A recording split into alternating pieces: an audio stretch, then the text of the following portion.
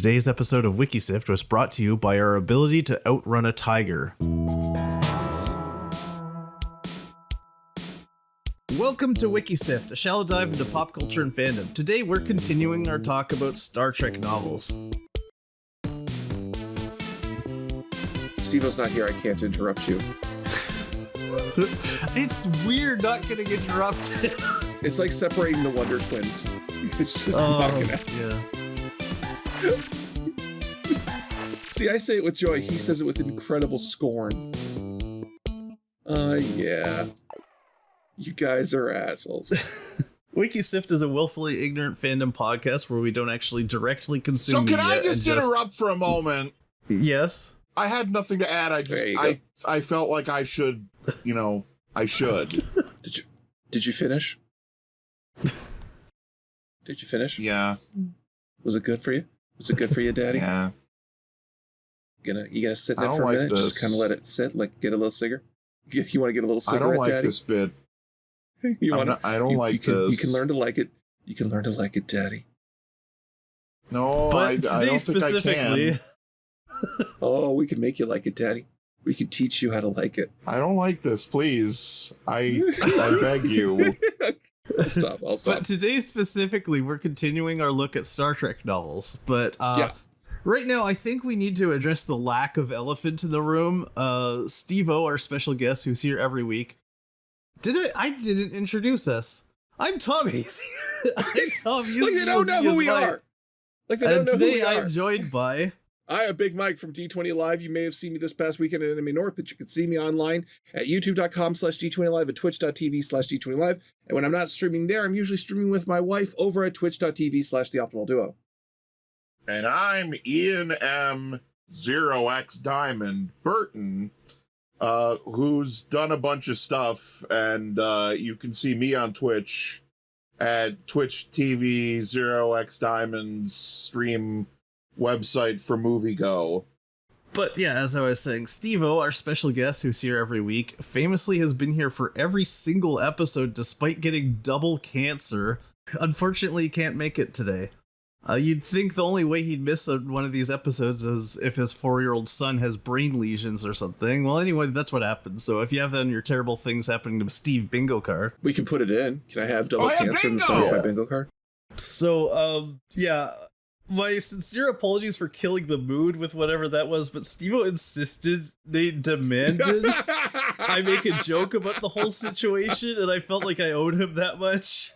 I had a feeling when you wound that up, I'm like, I bet you money Stevo hung you out to dry. He told me to do this. Yeah, I believe it. Okay, let me see this. I fucking believe it of him. The surgery was a success, and they're recovering now, and I'm hoping that the worst of this is already behind them. Yeah. Stevo asked me to give his love to our listeners and co-coms, and if we could all send some love back his way, I'm sure that would mean a lot.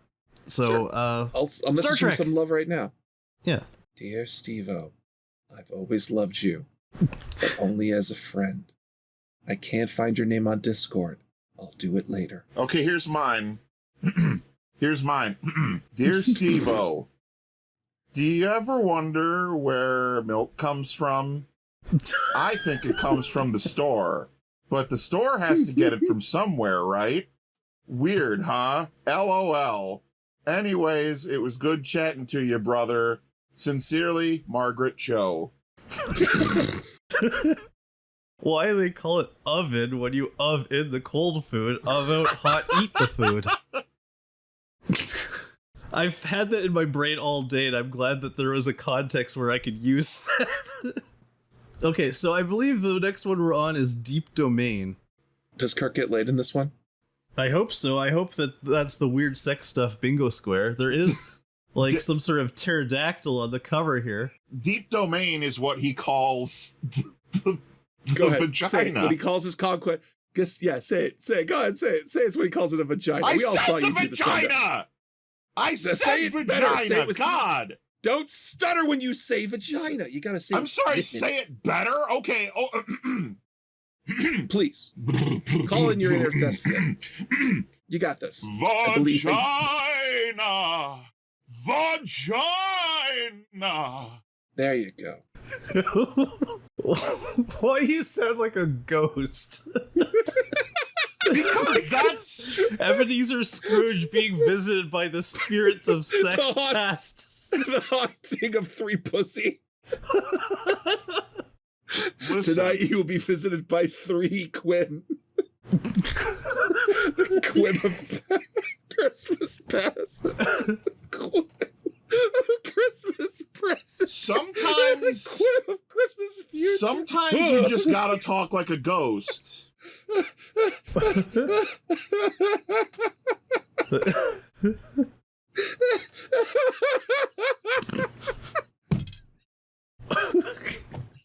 Okay, so we killed Mike. Anyway, Ian. Vagina's on motorcycles. What? I'm better. Okay, so the cover of this one, we see Chekhov looking absolutely incredulous. That's not a pterodactyl thing. That is the tail of a whale. It's a whale of a tail, if you will.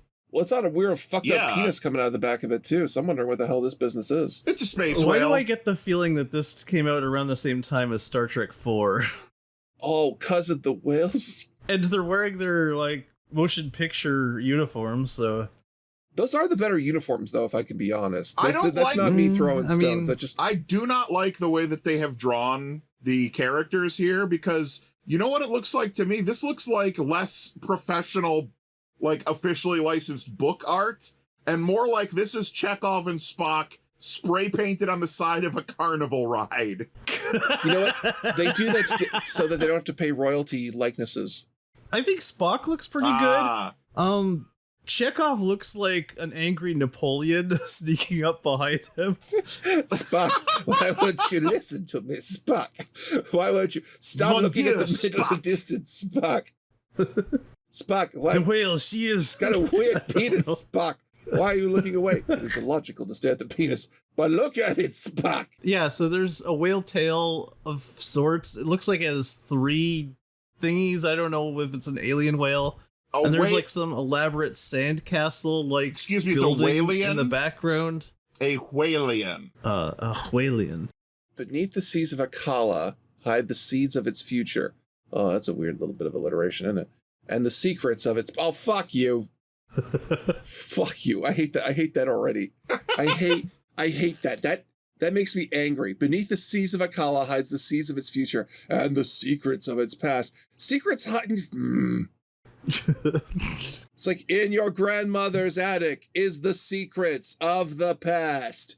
In your shed is the cheese you left, which is a secret from the...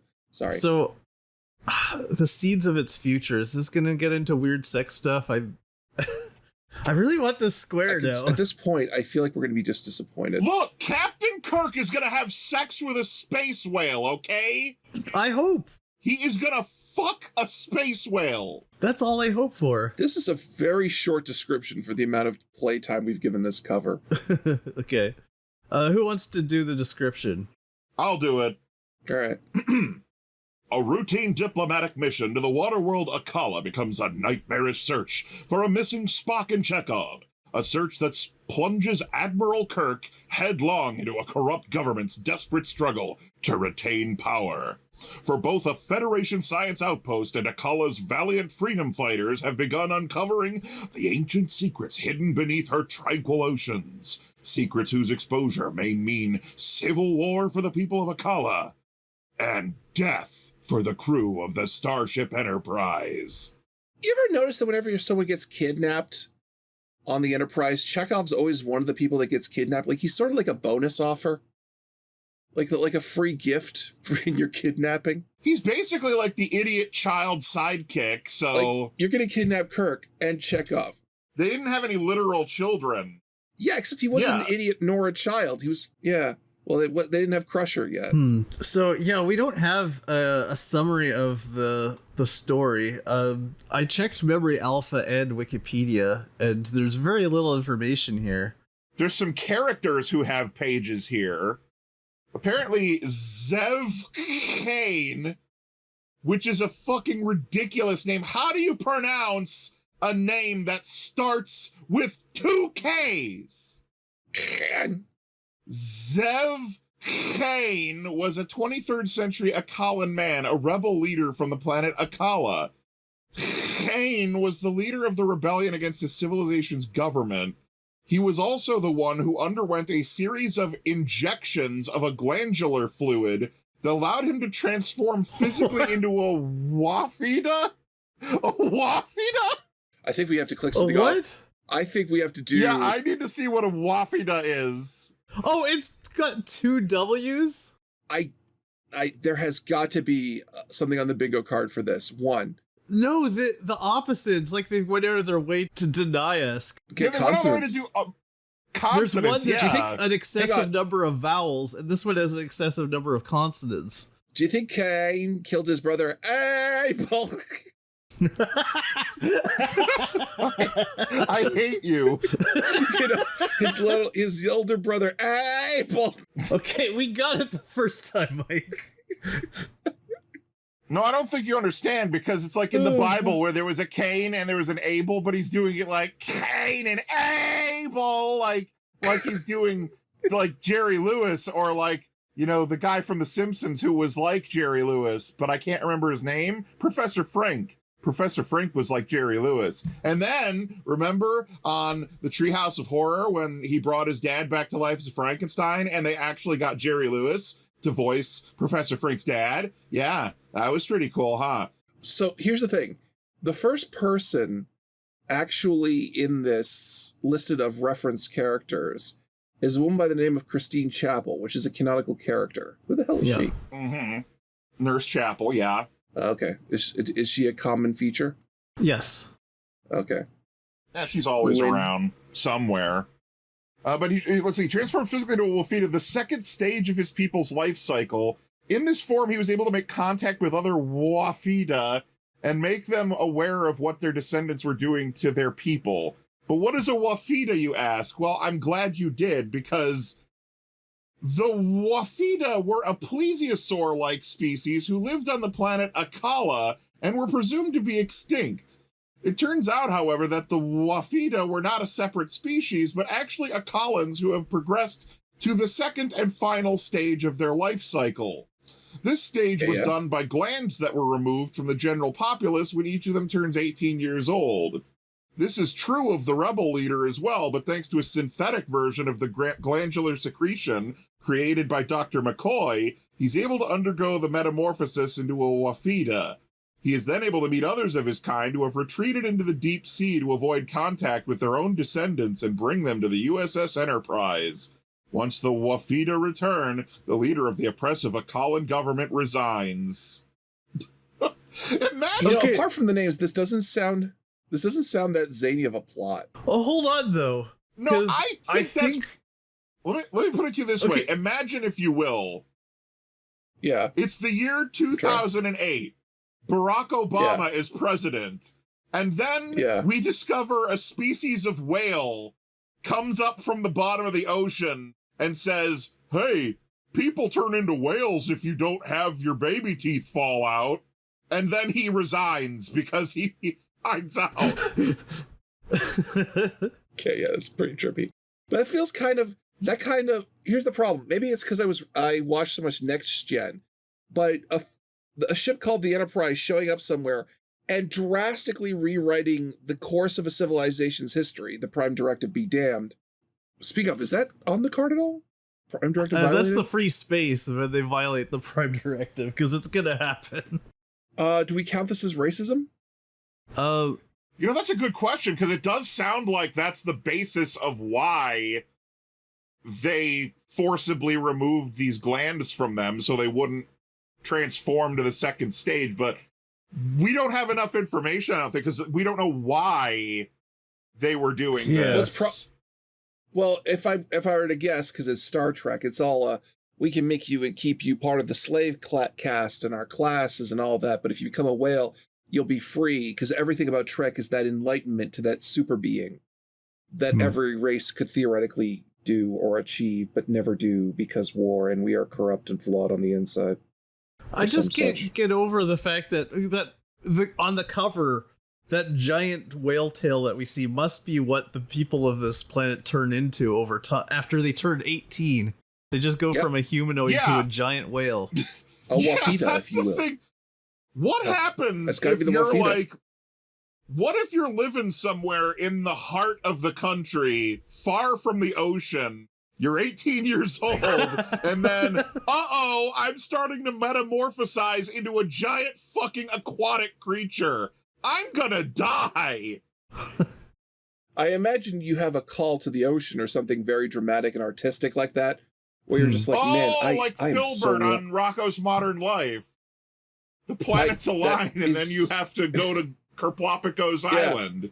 Yeah, or some shit like that, right? I mean, artistically, that would be the way to do it, but it is funnier to just be like, blat, and all of a sudden you die because you're crushed into, I'm having whale puberty.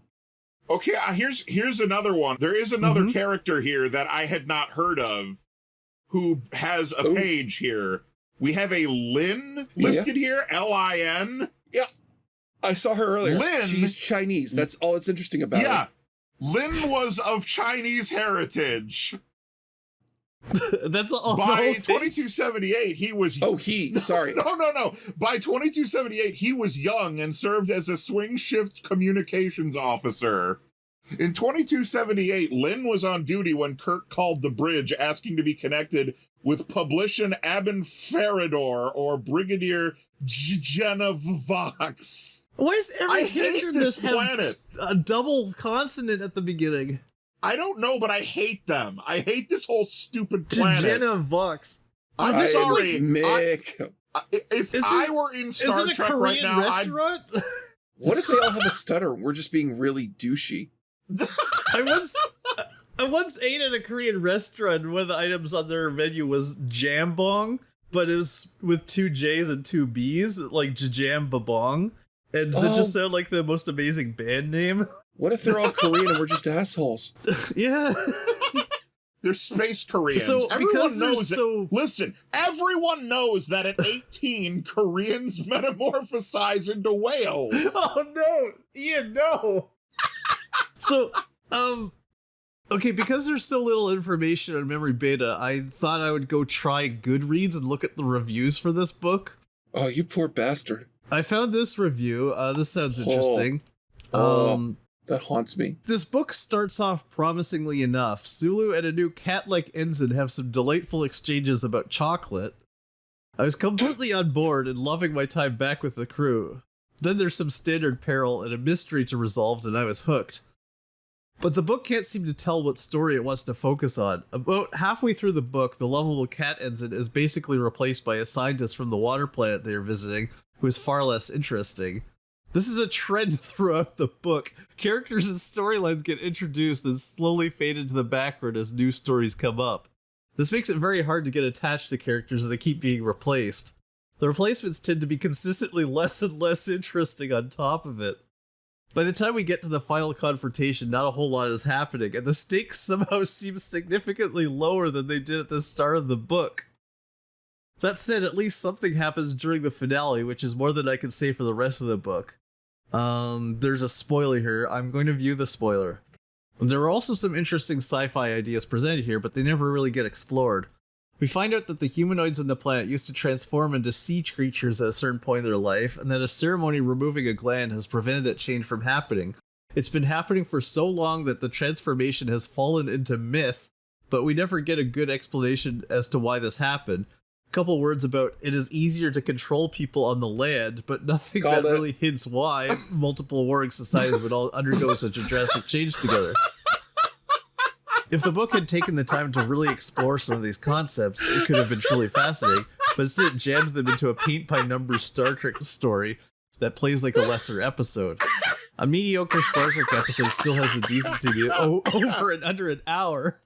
Unless you're a speed reader, you'll be stuck in this team far longer. Why? Because it's easier to control people on land. Fuck off. Yeah, what is that? Have you seen people on land? Man, I can't control a fish to save my life. That's why you have to put fish in a barrel to be able to shoot them, duh. It's too hard when they're in the water. Yeah, man, you ever try to control fish? they move in 3 fucking dimensions. People only move on 2. Land. Basic science. So should we check the racism one? I guess. Well, religion, religious surgery feels like a shot at actual religion. I'm not sure I for that. Okay. We could do famous real person with Kane. What? Shut up. All right. All right, let's just click racism. Mike, I'm going to push you down the stairs. You got to find me first, motherfucker. Tom, where is he? Ian, you want to know where he lives? Curse those fish and their 6 axes of freedom. Okay. I guess, do we count the cover art as inaccurate at all? Because it's pretty accurate. No, the cover art, cover art sounds like it's spot on. Nothing that we've read have mentioned Spock or Chekhov, but I mean, we got very little information out of this. So for all we know, they are the main characters of the story. The only thing that we know is that they're missing. That's it. Yeah. Maybe they stay missing. Maybe this is just the end of the journey for them. This is the last story with Spock. Considering we're a fraction of the way through the TOS novels, I don't think that's true. But they're out of order chronologically. That's the cleverness of the narrative. True. Yeah. It's like how in the Super Mario Brothers movie, Mario is floating dead in the pool at the beginning, but then you find out that that's actually what happens at the end, and we're just seeing it now out of context. That's how you get the audience to really get sucked in. This is interesting on the Wikipedia page for this book. Okay. The author, Howard Weinstein, unfortunately similar name to somebody else, but yeah. Weinstein had met with Leonard Nimoy, director of Star Trek IV: The Voyage Home, while Nimoy was developing the story for the film. The two discussed, among other things, the idea of using whales, or creatures similar to whales, something later seen in both that film as well as Deep Domain. Weinstein commented that, to this day, I don't know if whales ended up in Star Trek IV partly as a result of my suggestion, or whether they'd already decided that, but they were nice enough to give me that thank you credit. Huh. Weinstein drafted a story based on his ideas within a week, but the filmmakers were already developing something, so he turned it into a story which became Deep Domain instead. Huh. We only have this man's word for it. And if you've ever been to a nerd convention, everyone's got a story of, this is how I almost this to this important person. But he said, hang on, we don't know if this guy, we could prove whether or not this guy's telling the truth. We could check the credits. That is true. Maybe we'll do that in our December episode and follow up. Yeah. All right. Should we move on to the next book? Yeah, hit me, Amadeus. This one looks exciting. I like this cover. Okay, so it looks like they're on a space station that's also a planet, or is that like a Dyson sphere or something? And it's being attacked by both the Federation and... I think that actually is the Enterprise, but whose tit is Kirk grabbing, and is it McCoy's? Okay, yeah, so Kirk is like reaching out impotently at something that's not there, and like the ghost of McCoy is floating in front of him. Captain Kirk has never done anything impotently. Take my captain's name and that word out of your goddamn mouth. There's like the ghost of McCoy in front of him. Like they made him transparent so you could see the all-important left hand of Kirk. It was a cover from the 80s, so it was a mandatory music video. And McCoy has no arms. he's a ghost mannequin. Everything's an illusion. I am very intrigued. Oh, it says at the top, a mysterious alien attack cripples both the Enterprise and Dr. McCoy. Oh, so that's why he has no arms. Yeah. Okay. You know what? I know that this no way is going to happen, but I kind of want this novel to start with a weird alien just running up with a baseball bat and smacking McCoy in the legs real hard and going, yo, get the hell out of there. Bat. I want canonically for McCoy to lose his arms in this book and then just have no one acknowledge it in later books. I just like this idea. I'm picturing in my head that Green Lantern comic edit from like the mid 2000s. Green Lantern, help! I don't have any arms. I've never seen that one. I thought you were talking about that one where like Green Lantern is witnessing 9/11. He's like, all those people, all those hamburgers. What the fuck? Yeah, it's a weird Let me see if I one. can find Are you this. sure it's Green Lantern, not Spider-Man? Because I know there is actually a comic panel of Spider-Man No. looking at 9/11. I'm pretty sure it's Green Lantern. Okay. Hold on, let me see if I can find this. This is what I'm spending my podcast doing right now instead of what we're supposed to. If we actually did what we were supposed to doing in this podcast, it would be a failure of a podcast. I found it. I found the thing I'm thinking of. Or did you find the thing he's thinking of? No, I found the one I was thinking of, though, with the no arms guy. Green Lantern, please help me. I have no arms. Pah! Bath. Blue Beetle, only in theaters August 18th. Now How just did you get to imagine the Pokemon this. page? Imagine this. Imagine this, but it's Green Lantern is Kirk and the guy with no arms is McCoy. Please, Jim. I have no arms. Biff. Oh, but according to the cover, instead of punching him, he gropes him. Please, Jim, help me. I have no arms. Man, I can't find that. This is why you gotta steal your memes, man. Yeah, like, don't you hate it when you see the same meme like 30 times, and then when you actually go looking for it, it's like the internet's like, what meme? It's almost like Google sucks now. Yeah. Oh, Okay, I found it. all right, post in the chat. What the fuck? All those people. All those hamburgers. Can you send that to me, please? I need to put that in my chat. know. In my shit. I don't know. It's the tear in his eye that makes it. I think my favorite thing is for some fucking reason, this has made me think of like, what if instead of Scotty, they had a guy from Boston named Boston Heat? Hey, Captain Kirk, what are you fucking queer? I need to share this to people I know. Anyway, on with the book, because nothing's going to be as entertaining Yeah, as this. on with the book. If you'd like, I can read the blurb here. Okay, Sure. yes, please. A merchant ship's frantic SOS sends the Enterprise speeding to the rescue. But the starship's mission of mercy soon becomes a desperate struggle of survival against a nightmarish enemy Captain Kirk can neither identify nor understand. An enemy he must defeat without the aid of one of his most trusted officers. For the Leonard McCoy Kirk knew is gone. In his place stands a stranger. A man with no memory of his Starfleet career, his family, his friends, or the one thing James T. Kirk needs most of all. His dreams. His arms. His arms. Was McCoy that essential? Really? Because it was just like, I mean, because it's mostly Spock figuring Yeah. shit out.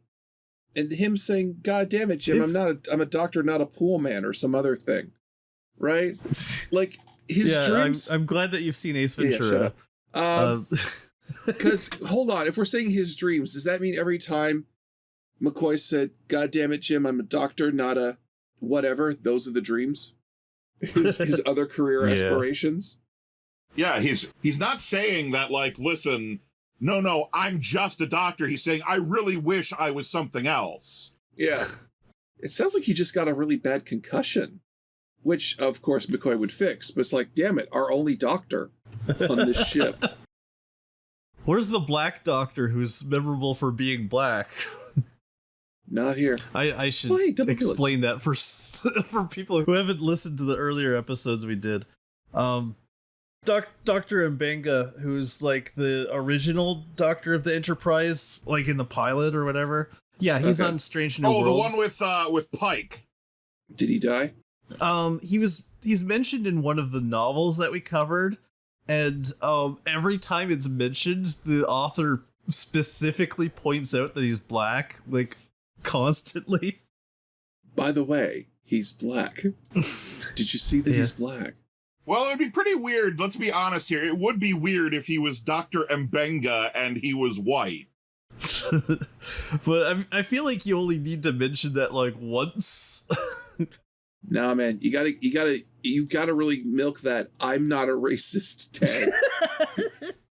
This is his I'm not a racist manifesto. This is I'm my not a Star racist. Trek novel. I remembered a black man in Star Trek.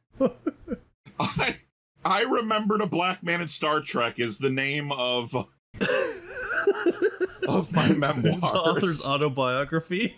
Yeah. I can't be a racist. I remembered the black man in Star Trek. It was ghost ridden by a black man. All right. I'm kind of lost now because we went on such a tangent there. We're at the summary. Oh, as opposed to what we normally do, which is stay focused. You know, I thought that without Stevo we wouldn't go quite off the rails, but we're going more off the rails. He really is the glue here. I'll do the summary. Okay. While on a stopover at the Wagner trading post, the Enterprise is asked to investigate reports of an attack by the Klingons and a group of Ferengi, not Ferengi, merchant ships. The ships arrive to find one Ferengi ship destroyed. Sensors show the other ship is crewed by an unknown alien species, who crashed it into the Enterprise in this sentence is terrible, in a suicide run, badly damaging the ship and destroying a warp nacelle, meaning they are forced to set course back to the Wagner outpost at Impulse Power. Meanwhile, McCoy gets drunk after reading some personal correspondence and ignores a warning after a gravity shift, falling in his... So he did get a concussion. Although the physical damage is minimal, when he recovers, he has lost 25 years of memory and is unable to recall joining Starfleet. Kirk is forced to relieve him of duty, with him accepting a role as a volunteer paramedic aboard the ship. McCoy and Spock learn his depression was the result of learning his ex-wife was Oh, fuck off. I guess he remembered all of his medical training. Well, he would have still been, like, initial medical training, I guess. Maybe. Right? Like, but that's why he's a volunteer paramedic. Yeah, maybe he was a doctor before Starfleet. Yeah. McCoy sees his older self as a failure and sees no reason to recover his memories. Excuse me? Embarking on a relationship with another of the medical staff, Diana Dyson, and she has a blue link, so I'm going to click on her real quick and see if she's got a photo. What? What do you mean? So what? He asks people like, so what was I like in these 25 years I don't remember? Wow, I sound like a real fucking loser. Forget that, asshole. You were the crankiest motherfucker I'd ever met in my life, and I loved you like a brother. Okay. Like a brother. Okay. In TNG, the Enterprise is the flagship. Is that true of the Enterprise in TOS? Let me check. That's a good question. I don't actually know. I would assume, but you should never assume, as that makes an ass out of you and me. The original USS Enterprise was the flagship of the Federation. Okay, so he's a high-ranking officer of the Federation flagship, and he's like, "Oh, my life has been a waste." Yeah, I'm such a failure. I got divorced at some point. My whole life is a wash. I'm the chief medical officer on the Federation flagship. It's funny to think of him as like some like post-Victorian era like divorcee, and like when people actually cared about that sort of thing. But when was this book written? In the 80s, right? 87. I was gonna say 87, I think it said. So yeah, he got divorced and gained 2 husbands in Spock and Kirk. Yeah, like, you make a good point, Tom, because he was an incredibly successful doctor, but because his marriage fell apart, maybe she was a bit of a bitch, you know? I mean, knowing McCoy, I'm thinking it's probably his fault. I don't know. You know what? If I feel like there are women out there that straight on had a fetish for McCoy and his style. I blame the woman on this one for a dude who's like, if you marry that man and not think his job is his thing, or Kirk for that matter, that's kind of on you, if I could be real here. It's just he's kind of cantankerous, you know? Yeah. I think over time that would wear on you. Just imagine being married to that. Honey, can you take out the garbage? Damn it, Judith, I'm a doctor, not a garbage man. I would live for that. I'm just asking you to do me a favor. I would live for that relationship. I would go all out on that. We would have the biggest fucking fights, and it would turn me on for preferred gender in the weirdest way. Okay? I would be radically turned on if my partner and spouse went, God damn it, Mike, I'm a wife, not a garbage disposal. I'm like, oh, you bitch, we going. And I get excited like that. It's just like the Lockhorns, you know, they fucking hate each other, but they stay together because the sex is amazing. That's canon to the Lockhorns. I don't know if you know this, but that is the canon I don't know what the reason Lockhorns are. From the newspaper, the funny pages, the comic where the whole punchline every time is, boy, isn't my husband an asshole? Or, boy, isn't my wife a bitch? That's the whole joke of the Lockhorns. I don't read analog media anymore. I am a digital being. Well, that's too fucking bad, bitch. Listen, they hang out with Garfield. They hang out with Garfield on the funny pages. Garfield fucking basic. There, I said it. I cannot believe what you just fucking said to me. Garfield. This interview is over. Heathcliff. Top tier dadism. If you really want to fucking go there, all right? You really want to be fucking on top shelf? Let's go find Burfleigh Breathed. Go watch his fucking Christmas special. Then come talk to me. Garfield fucking basic, okay? Yeah, you go watch that Opus Christmas special. I was just trying to make up a scenario where Dr. McCoy bitches at his wife over little things, but this took a I have turn. the weirdest boner right now. Ian, are you okay? You know this was just a bit I was doing, right? Oh shit, did I actually piss him off? I am sorry if I pissed him off. Ian? Tom? Audience? I said this interview is over. Okay, fine. All right, just want to make sure. All right, should we move on to the actual thing we're doing? Yeah. So we were at where we he thinks he's a failure. He's banging Diana Dyson. Here we go. Yeah. Oh, yeah. The Enterprise discovers the Klingon ship, the Falchion, which is not a Klingon word, but an English word, adrift with no crew. Since it's in better condition than the Enterprise, that's never happened in a Klingon ship ever, Sulu is given a skeleton crew to use the ship as an armed escort. Hold up. I don't remember much about the original series. I don't remember much. But, like, if they anytime they got their hands on a Klingon ship, it was like a significant event, right? Because of the cloaking technology that was on it. Yeah. Yeah, okay. They're mysterious attackers who the crew have dubbed the Ravens, okay, attack the ship in the first of a series of fighters and then a carrier ship, but subterfuge allows the Enterprise and the Falchion to destroy both ships. McCoy suddenly realizes the Ravens are a species he heard of while working as a resident, described by the raving sole survivor of a shuttle crew. What? They ingest both the brains and bodies of living creatures, gaining the memories and ability to mimic those they eat. Kirk realizes the original report of What the fuck? Like so they ate McCoy's brain. Yeah, he did slipped they? and bashed his head, and then an alien sneaked over, ate his brain, and ran off. Kirk realizes the original report of a Klingon attack was from another controlled ship that the Ravens have now taken over, Wagner. McCoy volunteers to join a team led by Spock that infiltrate Wagner while the Enterprise draws the fighter ships away. They encounter the Ravens, who have adopted the persona of the people they have ingested. Using information the survivor related to him, McCoy manages to sever the links of the aliens' dual brains, allowing the persona of those they killed to become dominant. One of them, the Falchion's commander Chiron, sacrifices himself by giving the Falchion a lock to beam a torpedo into the Raven's queen, killing it. After the queen's death, the surviving Ravens are left with the personalities of the victims they ingested. However, Spock is badly injured in the explosion.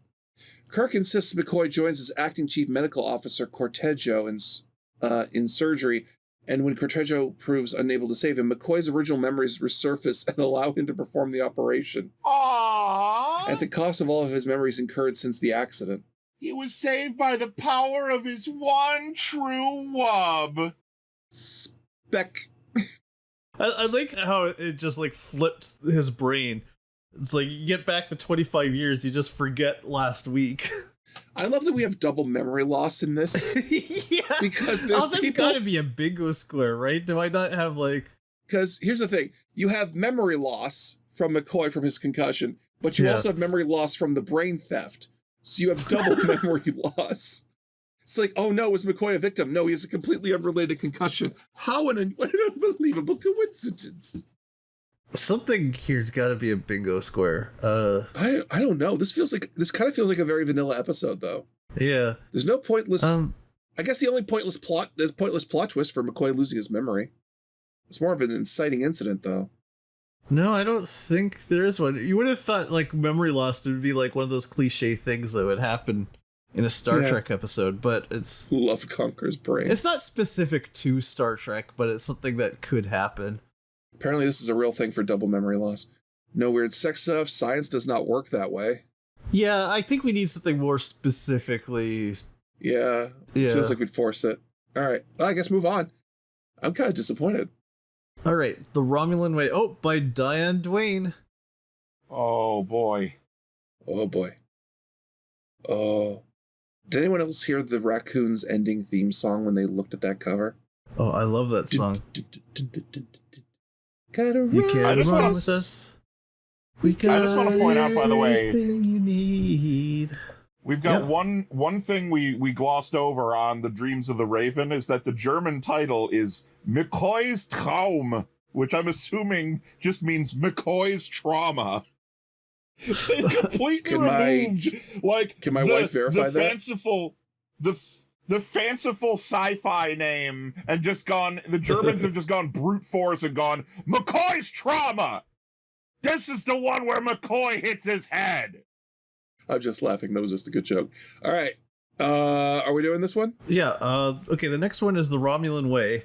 And I guess McCoy made a full recovery because here he is on the cover of the next book with hold up with a sexy Romulan. He's doing he's giving the DreamWorks eyebrow. He's giving the DreamWorks eyebrow.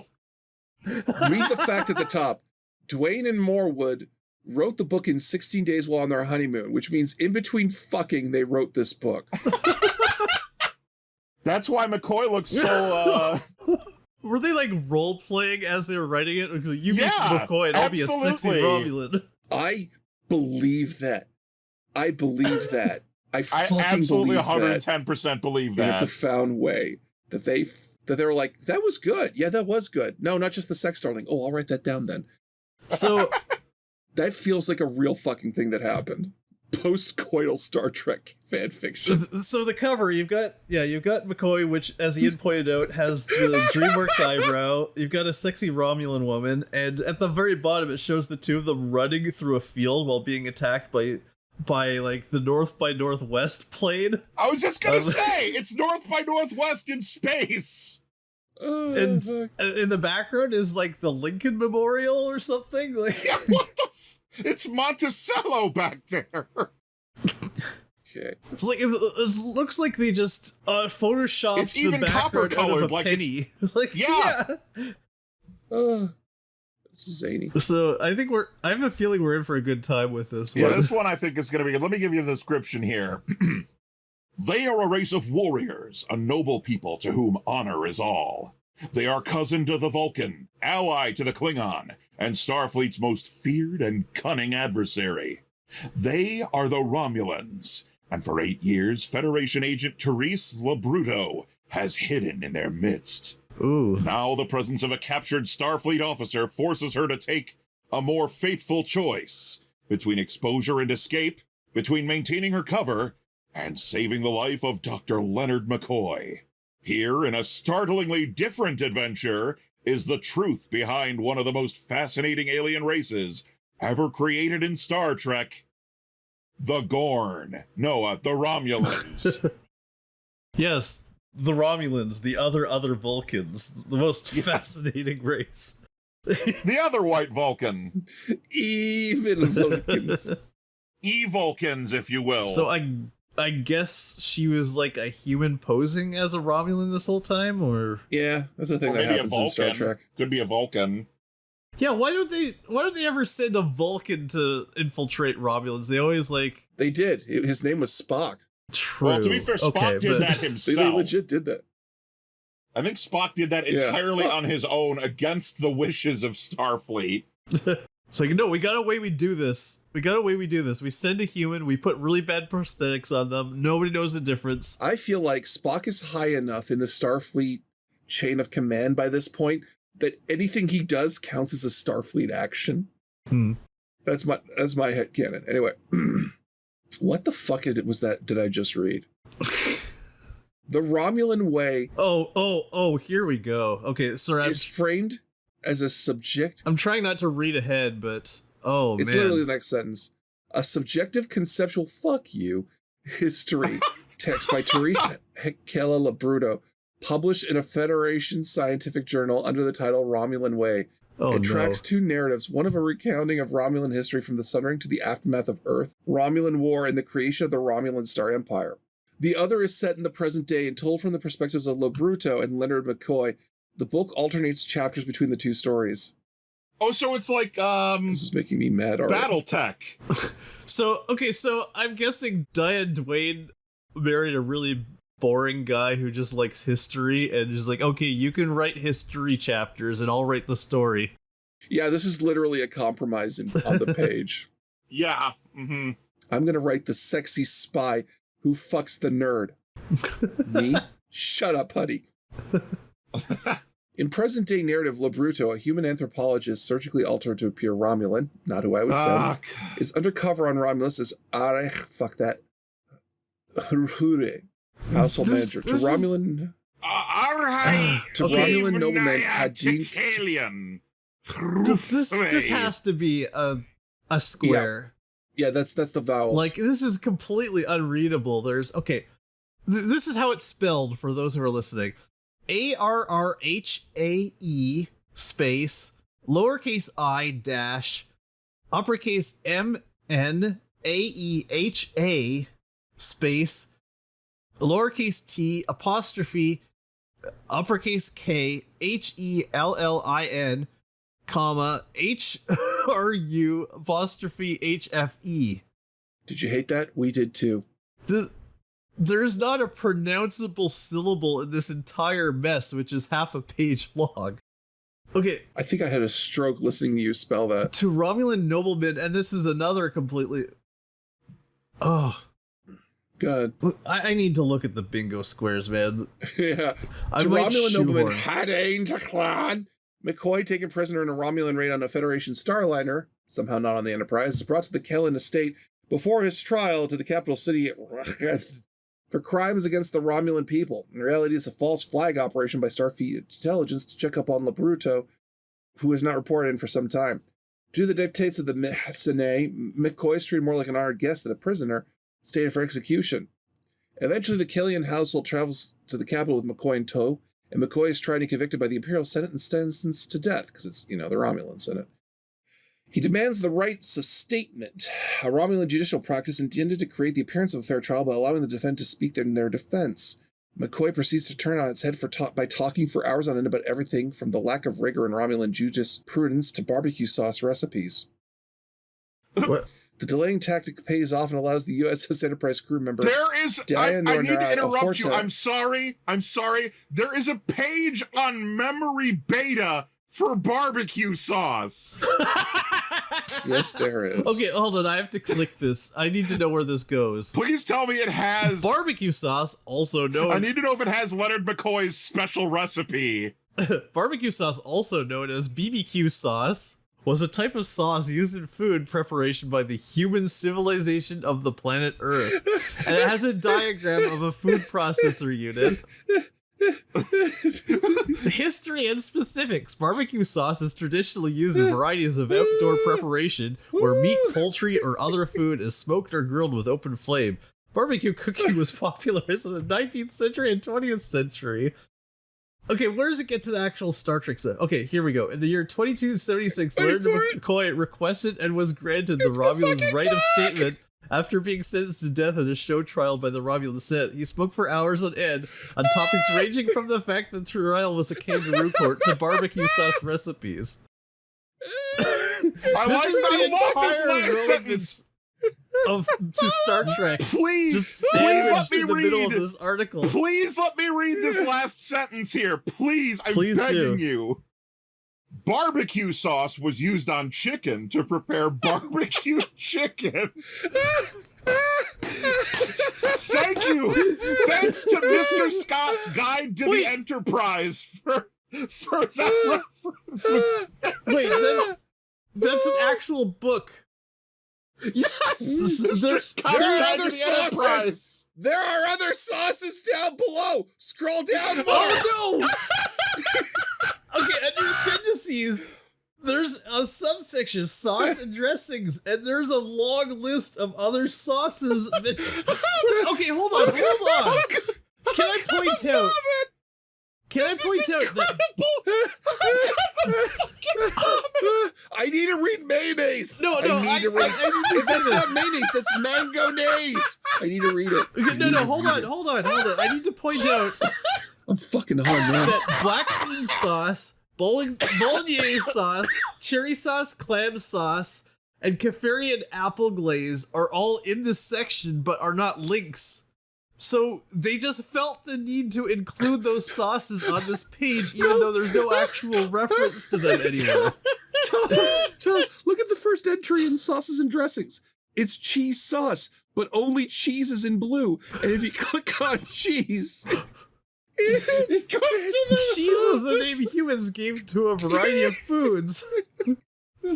James T. Kirk considered Ensign Dorette to have the appearance of a giant pan pizza with sausage and extra melted cheese.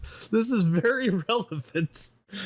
When Nog was offered an omelet by Vic Fontaine in the year 2376, he declined upon recalling Earth omelets were typically made with burnt eggs and a cheese he considered to be a flavored mold, a thought which disgusted him. Thank you. And there is an appendix for types of cheese at the bottom. What is this rabbit hole? There is a memory beta link for Wensleydale. Wallace and Gromit canon to Star Trek. There's one for water buffalo cheese. We gotta go deeper. We gotta go deeper, guys. This is what this wiki was made for. I'm scared. Go click on Wensleydale. And again, they include Limburger, but they don't have a link to it. So why is it even here? I clicked on the Wensleydale link, and you can't stop me from reading it. Wensleydale was, guys, in Star Trek, Wensleydale doesn't exist anymore. No! It's a type of food. A variety of cheese made from milk that originated from the culinary traditions of the human civilization of the planet Earth. Natasha Stolvolsky had experimented to create a 6-cheese risotto that included Wensleydale in the ingredients. TNG novel Q&A. So Wensleydale still exists in the TNG era, but it still doesn't pass tense like it's extinct at some point in Star Trek history. Mascarpone, macaroni and cheese. Oh my challenge. goodness. Oskaloosa log. A cheese. Tom, this is the exact reason you made Wiki Sift. It kind of is. This is the exact fucking reason. Okay? The exact fucking reason you made Wiki Sift. Because this is a rabbit hole God has given to us. Not man. God. Okay? Holy shit. I just have one more thing on this. One more thing on this tangent, please. I have one more thing to point out that we sort of skimmed over. On the cheese page, we skipped over this. Yeah. And this is relevant because this is actually from the previous book in this series to the one we're reading about right now. James T. Kirk considered Ensign Narat to have the appearance of a giant pan pizza with sausage and extra melted cheese. Yeah, I did already read that part.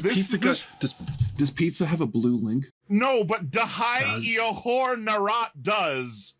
And there's a whole... No fucking pizza's right there. Oh my god. Holy crap. Really? The pizza page is the biggest. The pizza page is the biggest. Oh, there's a lot here. There's a Star Trek, ladies and gentlemen.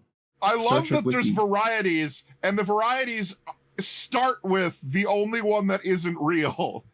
There's deep dish, there's Chicago style, and the top of the list is Andorian pizza. Ladies and gentlemen of watching Wiki Sift, all 12 of you, tonight, there is a pineapple entry in Star Trek. I need to find out if pineapple has ever been a plot point in a Star Trek novel. Please give me one moment. Yes, it fucking was.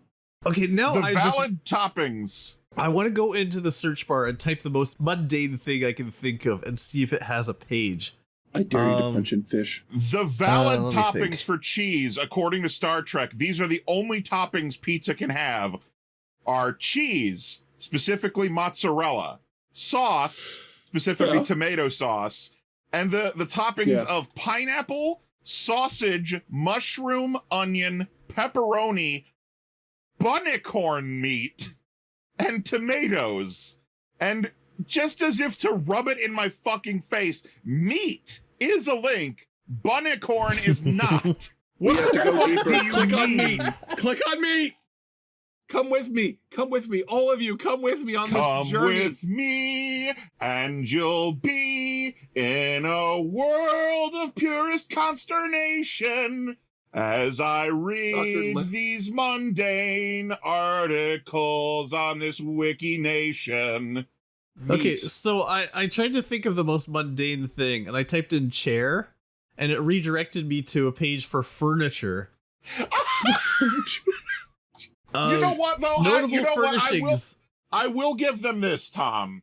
Be fair. In a whole galaxy of differing species, there probably are interesting furnishings for the differing types of creatures. With that. So, but can I tell you what the page says? Okay, all right.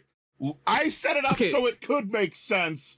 Knock me down from my friend. Knock me down. Okay. From Olympus, Tom. The first heading, notable furnishings. They have bio bed and command chair. And those are the only two things in notable furnishings. Under that, there's another heading, types of furniture. It starts with couch. A couch, also called a sofa, is an upholstered item of furniture suitable for one or more people to sit on. Couches were common in use through the Federation. Blah, blah, blah, blah, blah. The Sigmund booth had a low ceiling, a pink couch, and resembled a human womb.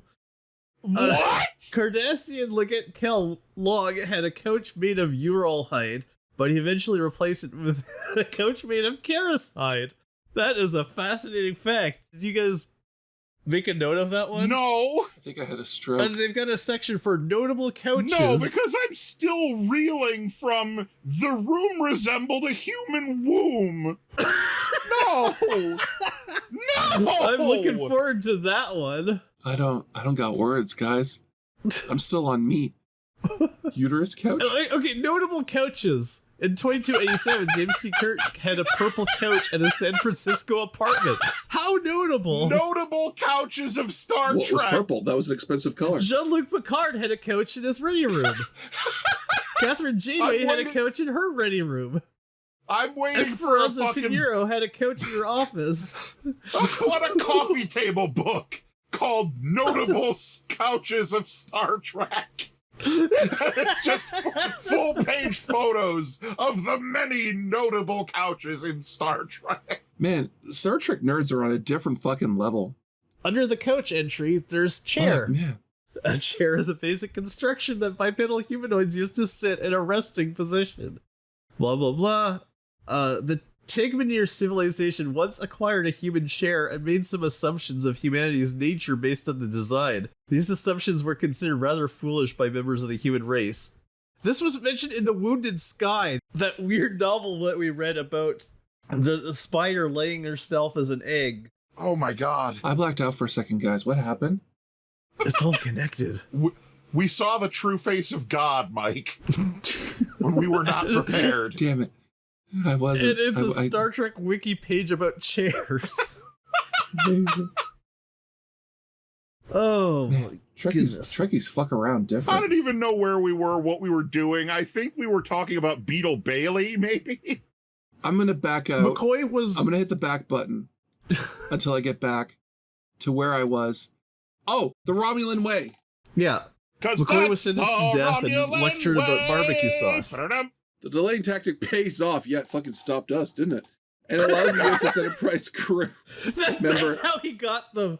All the Romulans stopped to look up barbecue sauce. On Memory Alpha. Remember, Dahal Eor Narata Horta time to burrow his way across Romulus from his orbital insertion point and into the Senate chamber. Narat survived the insertion armed and accounted his physiology. With the diversions in place, the exile Hold on. What? Well, Okay. that's the guy who looks like a pizza. Yeah, I was trying to remember what a Horda is, and I clicked on it, and now I remember it's that weird silicon-based creature in that one episode lump. of Star Trek. The lump from the show. Yeah. Apparently, they have a Horda on staff now to just burrow its way through Romulan ships to rescue people. No, that's the Senate. That has to be on Romulus. They burrow through the planet. From his orbital insertion point. So, Yeah, so an they orbital like insertion. dropped this Horda on the planet, and It's a dig, motherfucker, dig. Yeah, they just like beamed him into the atmosphere and let him fall. Yeah, it worked. Does it bother him? No, man, he actually kind of likes it.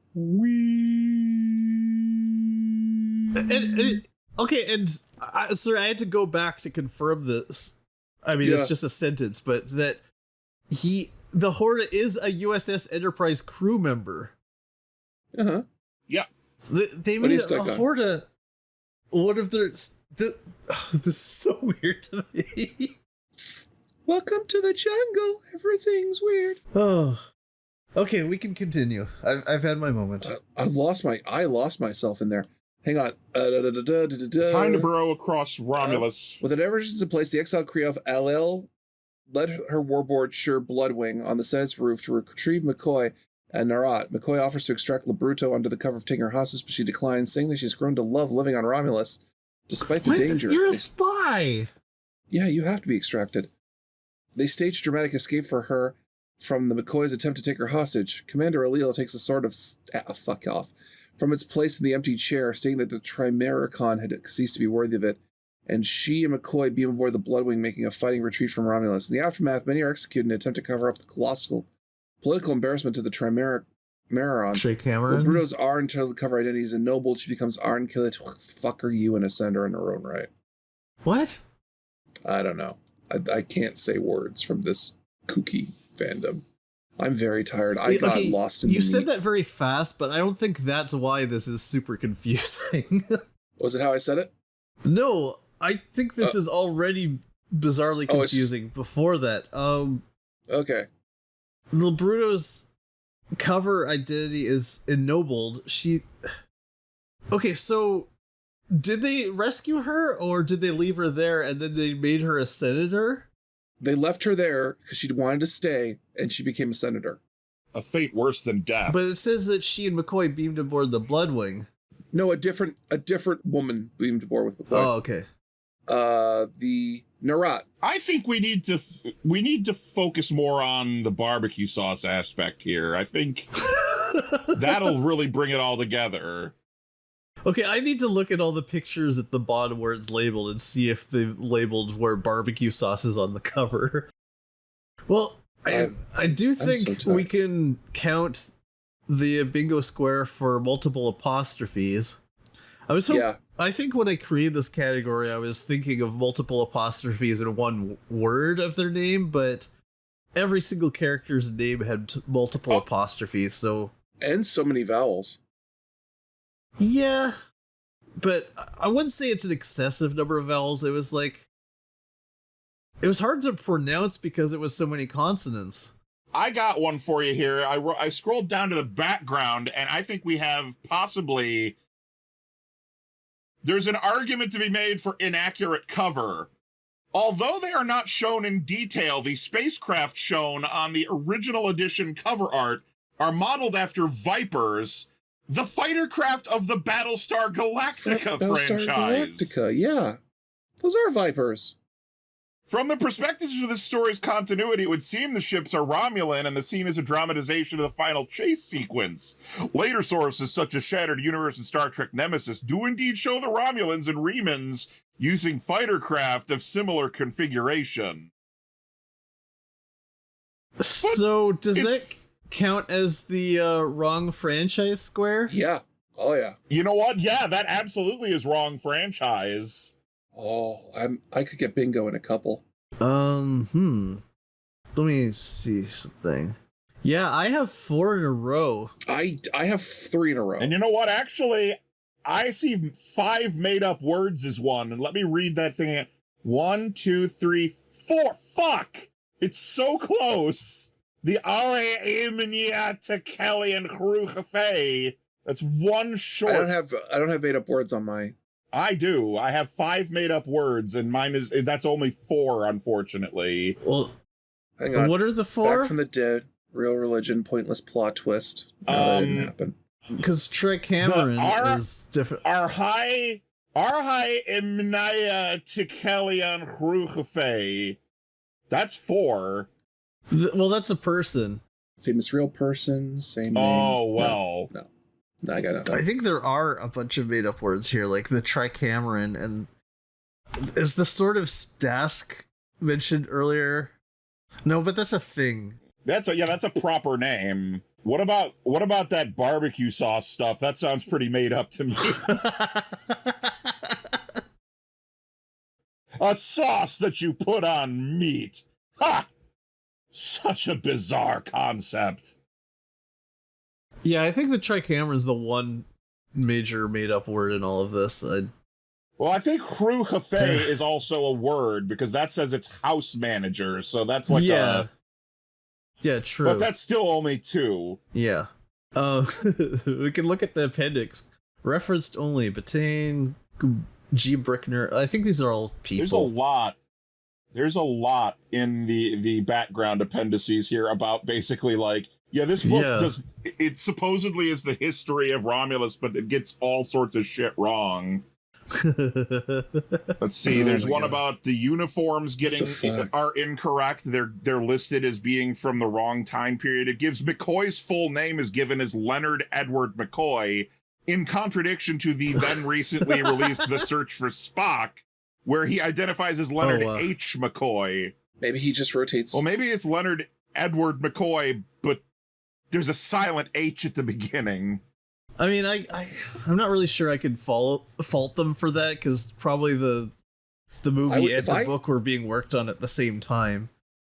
If I had a middle letter in my name and it was only one, I would rotate it frequently to piss people off. Because that is how I fucking get down. Wait, Federation Standard is called Anglish. Yep. That's the name of our language. In this book specifically, or is that what it's always called in Star Trek? I have no idea. To the Memory Alpha! Let's have a look. I mean, when I click on English, it just takes me to the Federation Standard page. So I'm guessing then that's from this book. Okay, so the Federation Standard page says... Hello, ye English. More commonly referred to as Standard or Standard Tongue, and sometimes as Galacta, Earth Basic, English, or Teranglo. Teranglo! Wait, they just put English in there? Like... Yeah. What the fuck y'all doing? This is a Federation of Planets. Y'all speak English or get out. I reckon. Like, all the other names suggest it's just like a futuristic amalgamation or something that doesn't exist in our real world. And then just in the middle, it says, oh yeah, it's English. I'm so tired. I laughed too hard. Oh, man. I laughed too hard. I'm pooped. What have we learned tonight? Not a fucking thing. I learned a lot about barbecue sauce. Oh, the translations. I recklessly unlearned things. Translations. The German translation of this book was Die Romulaner. Ah, yeah, Die Romulaner. Which I think just means the Romulan. Yeah. The Germans have really good titles for these books. McCoy's Trauma, The Romulan. The next one is just going to be called Spaceship. But the English title is just called The Romulan Way. They got rid of the word way. That's too inefficient. We can just call it the Romulan and we're done. Because they're German.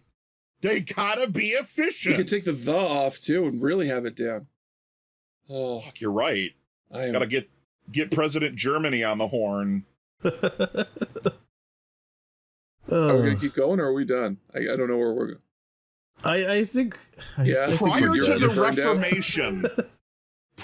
the Reformation, Vulcans worshipped over 600 gods, demigods, animes, geniuses, demons, angels, golems, powers, principalities, forces, noeses, and hypersomatic beings. Not just somatic, hypersomatic, ladies and gentlemen. So they worshipped fucking everything and anything. Got it. I'm All pretty of the sure if I time, clicked a on the little. wiki page for it, I'm on there as something the Vulcans worshipped. A little bit of everything, all of the time. Apathy's. I don't have words. I got lost on the meat page. Oh, hold on. I just saw this. At the beginning of chapter 14, McCoy, in quotes, wiped his hands briskly on his pants legs, even though his hands were bound by a ribbon containing a monofilament that would cut his hands off if any pressure was applied. Vulcan anime. What the heck? Yeah, man. Star Trek fans are different. Yeah. I don't say that to shit Yeah. on. Like it's kind of fucking impressive Yeah. in a big way. Just how on you crazy diamonds. Do not let a man such as myself slow you down. But man, they fucking hit it different. I gotta call my Star Trek fan. Oh, you know what though? Friend. I got one more for the bingo too. Actually, Oh, yeah? What's that? literal title. It's a book about the Romulan Way, called The Romulan True. Way. Yeah. Literal I title. think you're Damn it! I correct don't on have that. bingo. I'm so wait. Hang on. Do I have staring into space? Let me see. Staring into space is one of the ones that we did, so if you don't have it checked off, you can check it off. Oh fucker! I'm so close to having bingo. I just need a mutiny. We did do a mutiny last week. The Damn it! last time we did this. Damn it! I'm off by one. I could have had bingo. Ah! You can check off mutiny. We did it. Hey! I got bingo! Hey! Pity bingo! God damn it! This was legitimately a fucking trip. All those people, all those handboy. Man, it took us a long time to get bingo last time. This time we got it after 2 episodes. Yeah, we just got we got fucking lucky. Can we have an image link to the Green Lantern meme earlier? No. All those people. However, All those that ham you think it boys. is, I guarantee you. I'm gonna send it to my wife, and she will go Jesus Christ real fast. She's really upset that there wasn't a Limburger entry in Star Trek's wiki. All right, that's it for today. Thank you to everyone for listening. Please review us on whatever you're listening to us on. It doesn't have to be a good review. Any review is fine. If you're not sure what to say, Say nothing. just say go. barbecue Say something sauce. about barbecue sauce. Yeah, just talk about barbecue sauce. It's fine. If you don't know what to say, fuck off. If you don't know what to say, then you just fuck off. You're a sad loser. We don't want to know you. Just give us a thumbs up and fuck off. Don't put too much thought in it. You know? Don't Until overegg next the time. pudding. Bye. Good boy.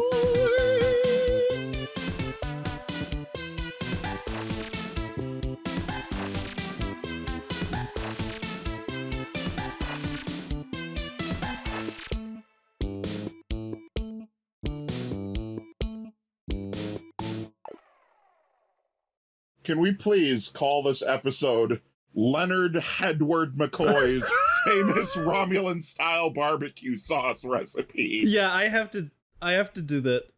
I think you are correct. That does need to be the name of this episode. Damn it, Jim, I'm a doctor, not a barbecuer. Although I do have a fantastic recipe for sauce if you'd like to hear it. If only I weren't such a failure. Okay.